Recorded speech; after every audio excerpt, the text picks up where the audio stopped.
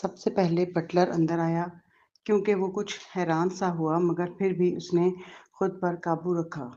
جب اس نے مسز مہدی کو دیکھا تو جھک کر بولا، میڈم، مس ملیسا آئی ہیں۔ پھر وہ ایک طرف ہٹا اور پیچھے کھڑی شخصیت سامنے آئی۔ ملیسا نے سادہ سا گھریلو سوٹ پہنا ہوا تھا۔ وہ خاص تیاری کر کے نہیں آئی تھی لیکن ان کا لباس نہایت مناسب اور باوقار لگ رہا تھا۔ ان کے چہرے پر ہلکی سی مسکراہٹ تھی جو نہ ضرورت سے زیادہ تھی اور نہ چاپلوسی کے انداز میں۔ وہ متین اور پرسکون دکھائی دے رہی تھی۔ مسز مہدی نے اسے دیکھتے ہی دل میں سراہا، کم از کم اس لباس میں وہ ایسی عورت نہیں لگ رہی تھی جو مہدی خاندان کی خوشامد کرنے آئی ہو، اور نہ ہی کوئی ایسا انداز تھا جو برا لگتا۔ مسز مہدی نے ملیسا کو غور سے دیکھا اور پھر پیچھے نظر ڈالی، کچھ حیرت سے بولی، بچہ کہاں ہے؟ یہ سن کر ملیسا کے چہرے پر خجالت چھا گئی۔ اس نے بٹلر کی طرف دیکھا اور ذہن میں وہ منظر پھر سے ابھر آیا۔ ابھی کچھ دیر پہلے جب ملیسا نے حارث کو دیکھا تو وہ پیچھے کی سیٹ پر صوفے میں سر چھپائے بیٹھا تھا۔ جیسے ہی ملیسا نے بات کی وہ اداسی سے بولا، آنٹی، میرا پیٹ درد کر رہا ہے، مجھے گھر جانا ہے۔ ملیسا گھبرا گئی اور جلدی سے پوچھا، کہاں درد ہو رہا ہے؟ کیا تکلیف ہے شمائل؟ مجھے دکھاؤ۔ حارث نے انکار کیا، مجھے نہیں چاہیے، بس مجھے گھر جانا ہے، ممی کے پاس۔ ممی ڈاکٹر ہیں، وہ ہر بیماری ٹھیک کر دیتی ہیں۔ ملیسا فکر مند ہو گئی، تو پھر میں تمہیں واپس چھوڑ آتی ہوں، چاہے ملاقات کتنی ہی اہم کیوں نہ ہو، بچے سے زیادہ ضروری نہیں۔ لیکن اسی لمحے حارث نے کار کے اندر سے سر اٹھایا، آنکھیں جھپکاتے ہوئے آہستہ سے کہا، میں ٹھیک ہوں، بس یہ بٹلر انکل بہت ڈراونے لگتے ہیں۔ میں گاڑی سے نہیں نکلوں گا، مجھے گھر جا کے ممی کے پاس جانا ہے۔ بے قصور بٹلر نے اپنا چہرہ چھوا، اور اگر وہ ہمیشہ اپنی شرافت اور تمیز کے لیے مشہور نہ ہوتا تو سمجھتا واقعی کوئی بھوت لگ رہا ہے۔ دیکھو نا بچے کو کتنا ڈرا دیا۔ ملیسا بے بس ہو گئی۔ اس نے حارث کو منانے کی کوشش کی، شمائل، انکل بٹلر بہت اچھے ہیں، اگر تم گاڑی سے نکلو تو وہ تمہیں کھلونے دکھائیں گے اور مزیدار چیزیں کھلائیں گے، ٹھیک ہے؟ حارث نے زور سے سر ہلایا، نہیں نہیں، میں نہیں چاہتا، میں ممی کے پاس جانا چاہتا ہوں۔ ملیسا، شمائل، یہ بدتمیزی ہے۔ حارث نے سنجیدگی سے جواب دیا، میں بچہ ہوں، میں ضدی ہوں۔ حارث نے کہا، ویسے بھی مجھے یوں لے کر اندر جانا شرمندگی کی بات ہے، بہتر ہے آپ مجھے واپس ممی کے پاس جانے دیں۔ ملیسا لاجواب ہو گئی۔ آخر کار وہ کار سے اتری اور ڈرائیور کو کہا کہ شمائل کو پہلے گھر چھوڑ آئے پھر واپس آ جائے۔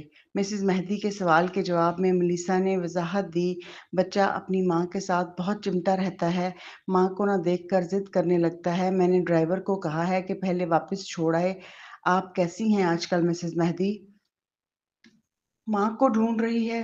مسز مہدی نے بٹلر کی طرف دیکھا۔ اس نے اس بات میں سر ہلایا۔ مسز مہدی کا دل پروین سے مزید کھٹک گیا۔ واقعی وہ ایک چھوٹے شہر میں پلی بڑھی تھی، بالکل فراخ دل نہیں۔ اس کی بیٹی بھی اتنی ہی ضدی۔ دروازے تک آئی اور واپس چلی گئی۔ یہ سوچتے ہوئے ان کے چہرے پر بے صبری جھلکی۔ اس نے اپنے سامنے والی کرسی کی طرف اشارہ کیا، بیٹھ جائیے۔ ملیسا کا وجود ایک لمحے کے لیے اکڑ سا گیا۔ یہ تحکم بھرا رویہ اتنا واضح تھا کہ تجربہ کار ہونے کے باوجود اس کے تاثرات میں ناگواری کی جھلک آ ہی گئی۔ وہ بیٹھ گئی تو مسز مہدی مسکرا کر بولی، بچوں کو زیادہ بگاڑنا نہیں چاہیے۔ ملیسا نے نظریں جھکا لیں۔ اگرچہ شمائل نے آج واقعی ضد دکھائی تھی، پھر بھی وہ اپنے گھر والوں کی طرفداری کرنے والی تھی۔ انہوں نے مسکرا کر کہا، آپ درست فرماتی ہیں، لیکن لڑکیاں نازک ہوتی ہیں، سب امیر گھرانے اپنی بیٹیوں کو ہیرے کی طرح سنبھالتے ہیں، یہی ہمارا طریقہ بھی ہے۔ ہماری بیٹیاں سب بہت قیمتی ہیں، لڑکے بہرحال زیادہ سخت جان ہوتے ہیں۔ یعنی ہماری لڑکیاں ضدی ہیں، پروین بھی بچپن سے ضدی ہے۔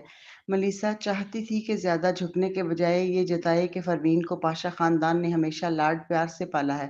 مسز مہدی نے سمجھ لیا اور مسکرا کر کہا، امیر گھرانے تو یہی کرتے ہیں، لیکن مجھے تو سننے میں آیا ہے کہ پروین کی پرورش کیلیفورنیا میں ہوئی۔ ملیسا نے مسکرا کر جواب دیا، جی ہاں، میری نند نے وہاں شادی کی اور کاروبار قائم کیا۔ بچوں کی پرورش وہاں واقعی مشکل ہے۔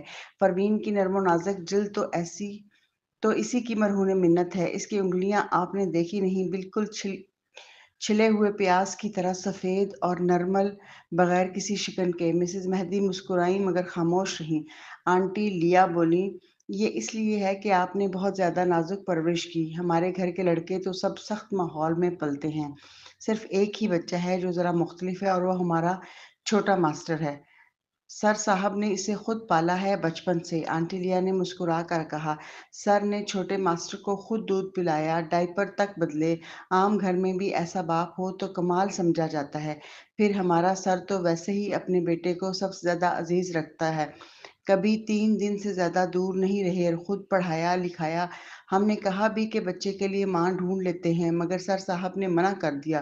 कहते थे बच्चा अभी छोटा है, कहीं सौतेली माँ बुरा सलूक ना करे। फिर कहते थे किसी छोटे खानदान से शादी करेंगे जो बच्चे पर रोब ना जमा सके। अब तो छोटा मास्टर 5 वर्ष का भी हो गया है, यानी सालिस के लिए सबसे अहम इसका बेटा है। शादी भी करे तो बेटे की हैसियत पर आंच नहीं आने देगा। मलीसा ने मुट्ठी भींच ली। परवीन अगर सालिस से शादी करे तो ये इसकी अपनी मर्जी है कि बच्चे करे या ना करे, लेकिन मेहदी खानदान तो पहले ही नीचा दिखा रहा है। छोटे खानदान? इसे सख्त गुस्सा आया और चेहरे की मुस्कुराहट भी फीकी पड़ गई।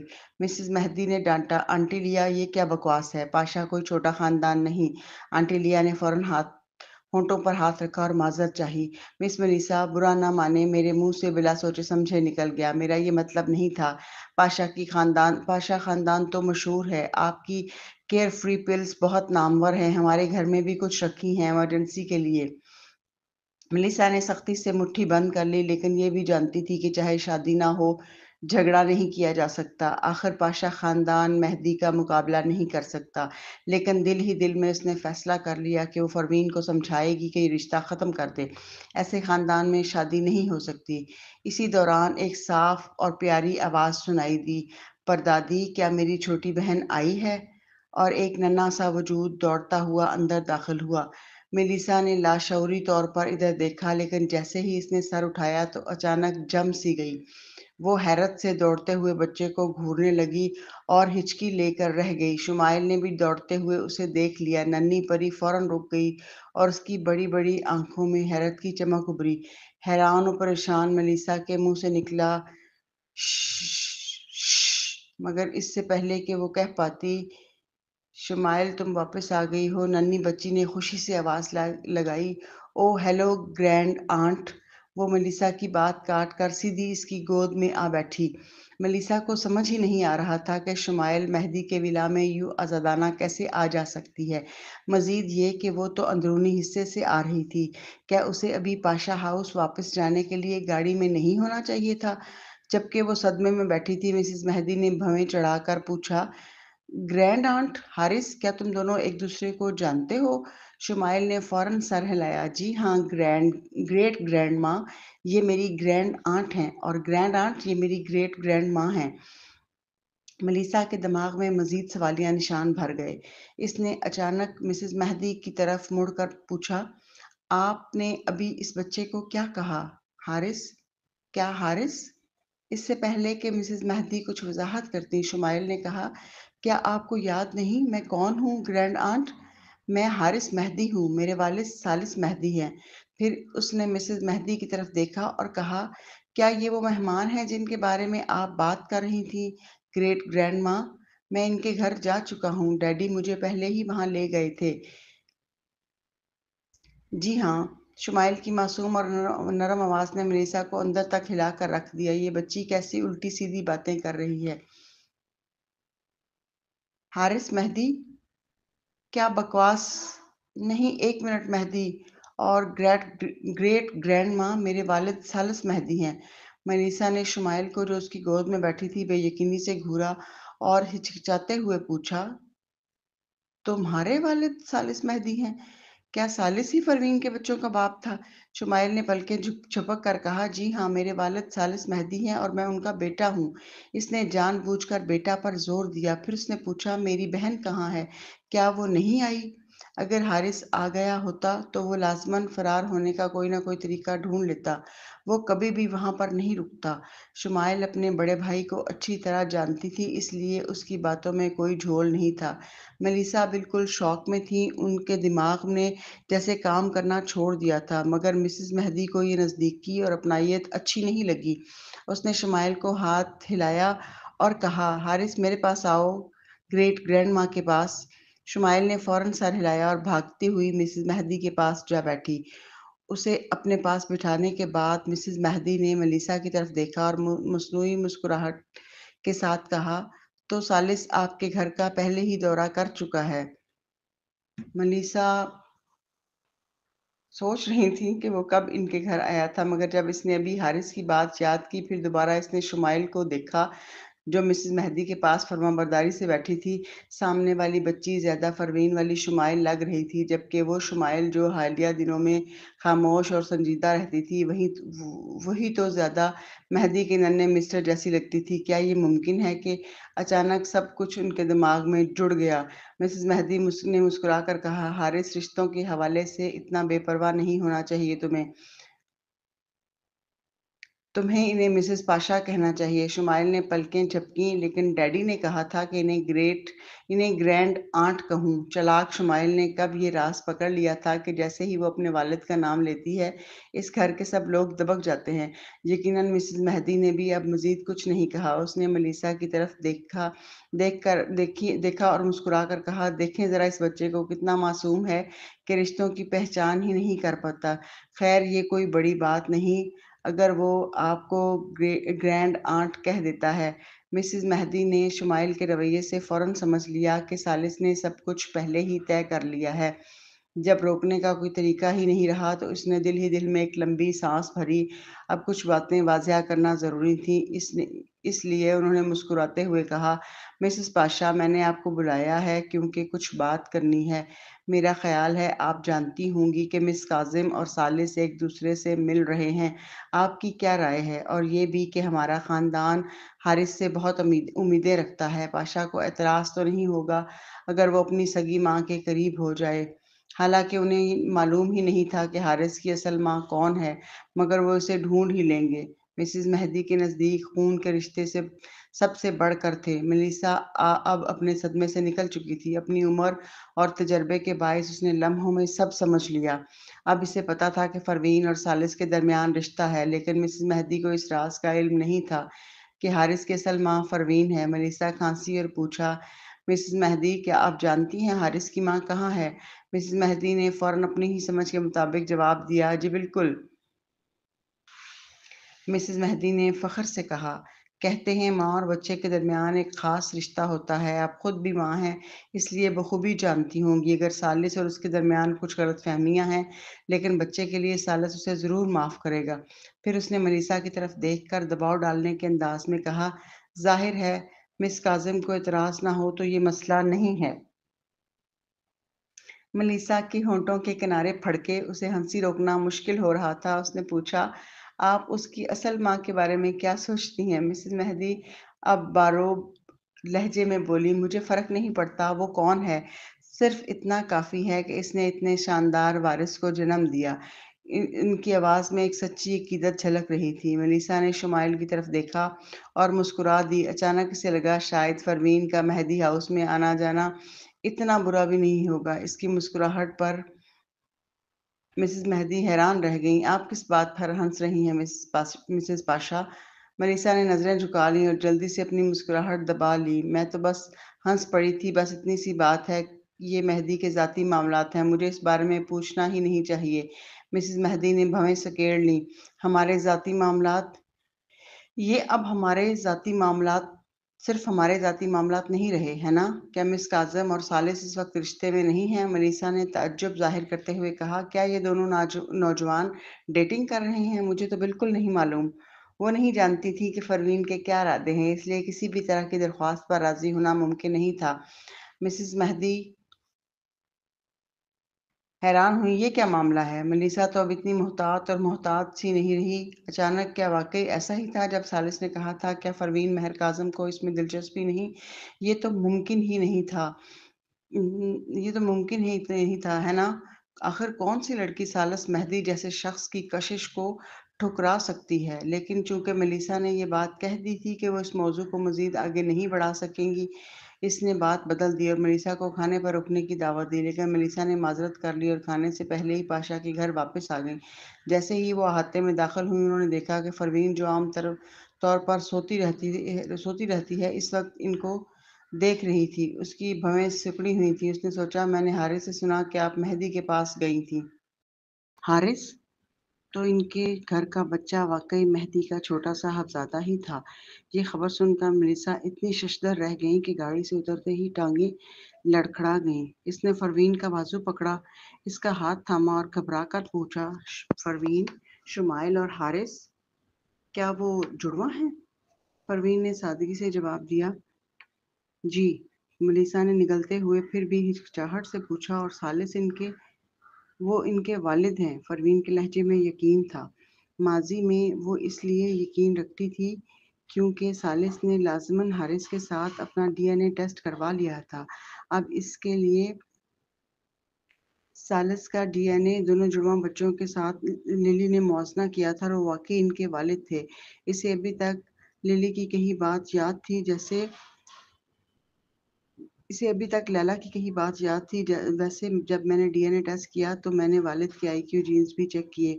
वो हैरत अंगेज तौर पर ऊंचे निकले। ये आम लोगों के लिए सबसे आला सतह पर हैं, मगर फिर भी आपके पागलपन वाले आईक्यू से हल्का सा, बिल्कुल ज़रा सा कम है। चूंकि इसने बार बार जोर दिया था कि फ़र्क बिल्कुल मामूली है, इसका मतलब यही था कि ज़्यादा फ़र्क नहीं। लेकिन इस वक्त परवीन बच्चों के बारे में ज़्यादा फिक्रमंद थी। बच्चों का क्या हुआ? बच्चों की आईक्यू भी गैर मामूली है। हारिस ने आपके आईक्यू जीन्स मुकम्मल तौर पर हासिल किए हैं, बल्कि वो थोड़ा-सा आपसे भी बेहतर है। जहाँ तक शुमाइल की बात है, उसका तो और भी पागलपन वाला है। उसका आईक्यू आप और उसके वालिद के औसत के बराबर है, इसलिए ये और भी ऊँचा है। परवीन, इसका आईक्यू तो वाज़ह तौर पर सालिस से ज़रा-सा ऊँचा था।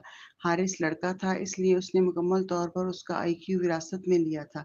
ये मामूली सा ज़्यादा होना आम बात थी, लेकिन शुमाइल का, जो दोनों के औसत से बनता था, वो हारिस से ज़्यादा कैसे हो गया? परवीन के होंठों के कोने खिंच गए।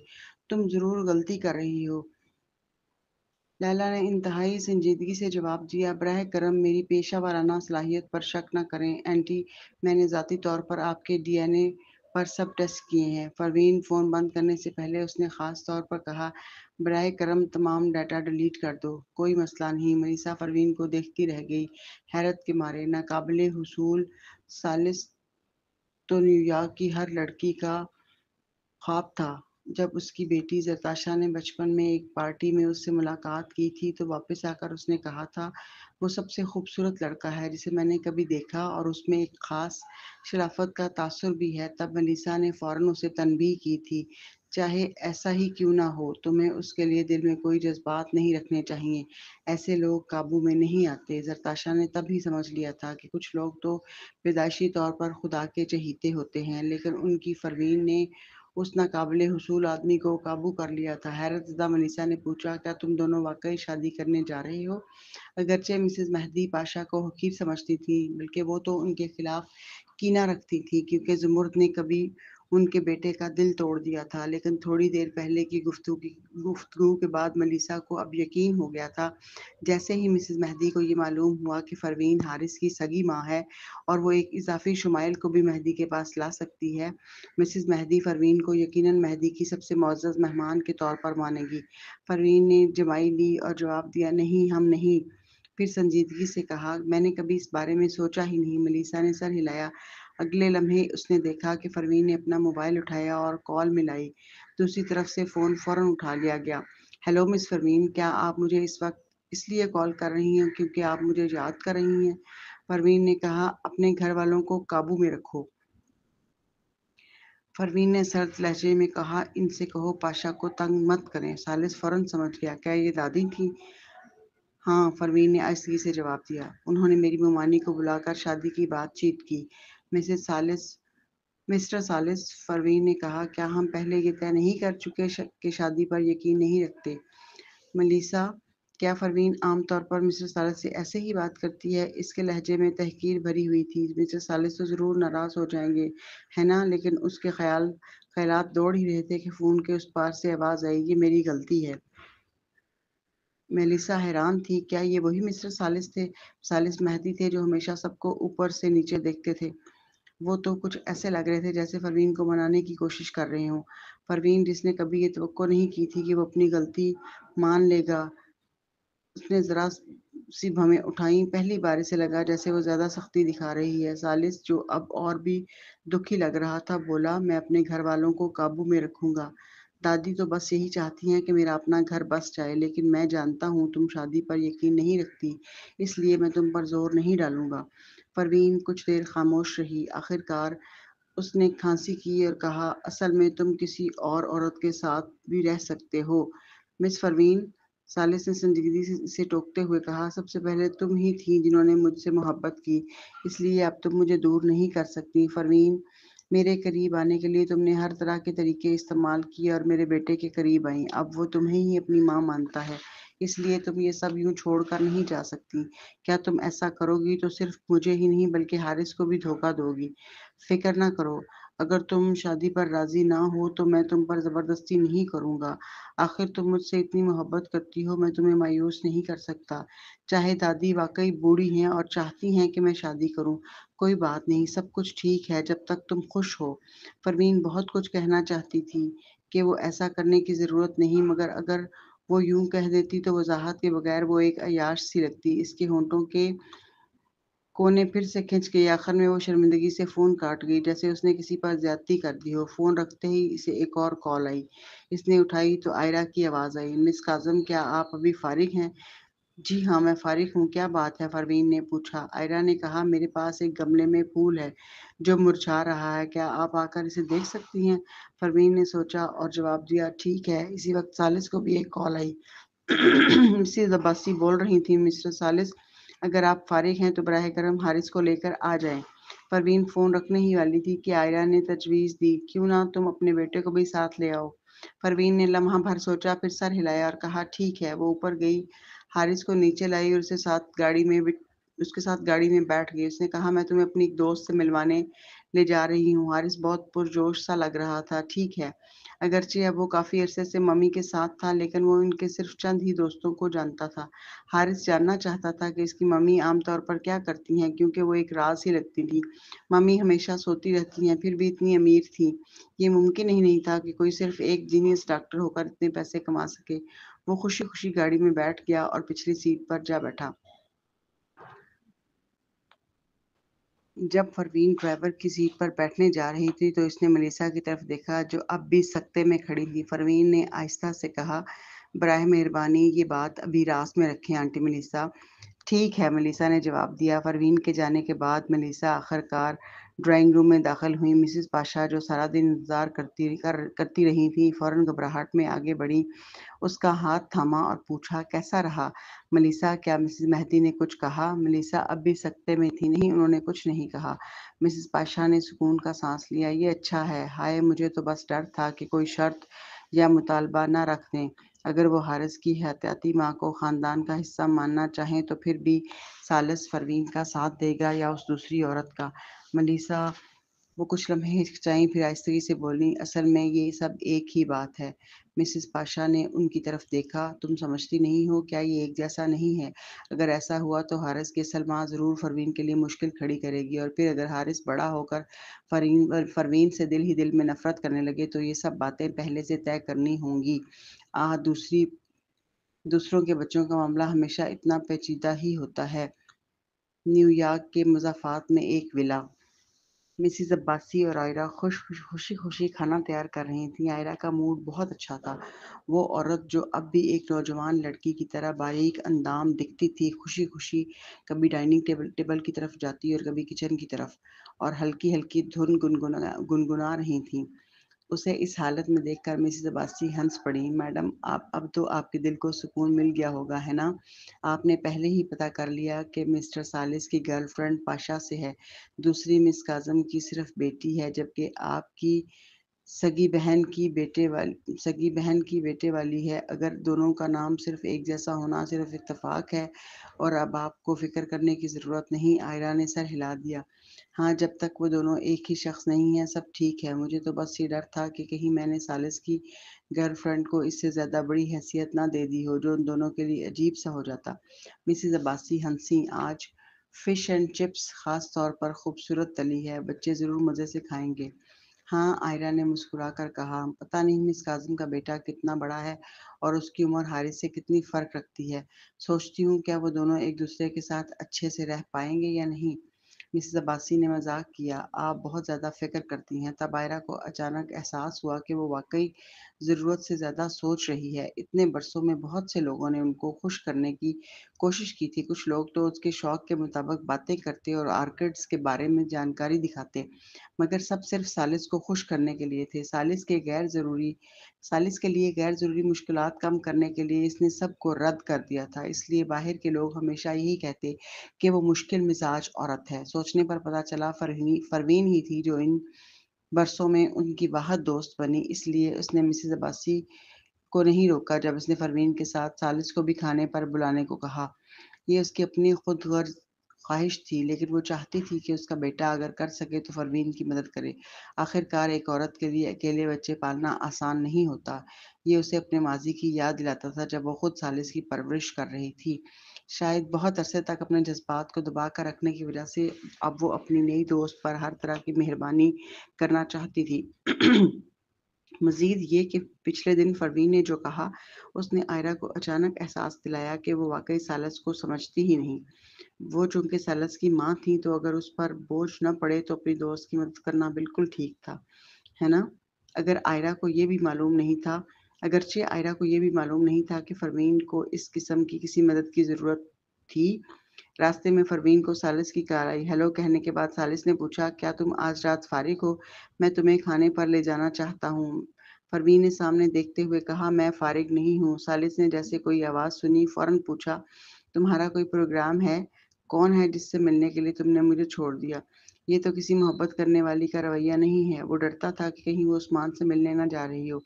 परवीन के होंठों के कोने हल्के से खिंच गए। वो ये वज़ाहत देने की ज़हमत नहीं करना चाहती थी कि वो अपनी नई नई नई बनी बड़ी बहन से मिलने जा रही है, वरना वो ये कह देगा मेरे साथ मिलना ज़्यादा ज़रूरी है या अपनी बहन के साथ। इसलिए उसने बस कहा, मैं नींद में हूँ, घर जाकर सोना है। ठीक है फिर, सालिस ने कहा। नायाब मौका पर परवीन ने पूछा, और तुम? सालिस ने धीरे से हंसकर कहा, मैं तुम्हारे साथ सोऊंगा। परवीन की आवाज़ ठंडी पड़ गई। ढंग से बात करो। सालिस ने कहा, हम एक साथ सोएंगे जब तुम अपने घर जाओगी और मैं अपने घर। इस जुमले में क्या गलत है, या तुमने कुछ और सोच लिया? परवीन इसके होंठों के कोने फड़के। उसने कहा, मैं फ़ोन रख रही हूँ। उसके फ़ोन के उस पार सालिस उसके गुस्से से फ़ोन काटने पर हंसे बगैर न रह सका। वो इस वक्त गाड़ी में बैठा था। ड्राइवर उसे मज़ाफ़ात की तरफ लेकर जा रहा था। शुमाइल जो उसके साथ बैठी थी ने पूछा, डैडी क्या आप मम्मी को दादी के साथ खाने पर ले जाने का सोच रहे हैं? सालिस ने सर हिलाया। हाँ, तुम्हारी दादी को उसके बारे में कुछ गलतफहमियां हैं। मैं चाहता हूँ कि वो उसके साथ बैठकर खाए और उसे बेहतर समझे, मगर बदकिस्मती से शुमाइल ने टोका, मम्मी कभी नहीं जाएंगी, वो तो सोना चाहती हैं। आधे घंटे बाद परवीन मज़ाफ़ात में पहुंच गई। रात हो चुकी थी, इसलिए हारिस को पता नहीं चला कि वो कहाँ आए हैं। वो वैसे भी यहाँ कम ही आया था। दिन के दिन वो पहचान लेता, लेकिन रात के वक़्त उसको नहीं पता चला कि ये उसकी दादी का इलाका है, जब तक गाड़ी विला के दरवाज़े पर ना पहुँच गई। जब परवीन ने उसे गाड़ी से उतारा और अंदर ले गई, तब हारिस को कुछ अंदाज़ा हुआ कि अब बहुत देर हो चुकी है।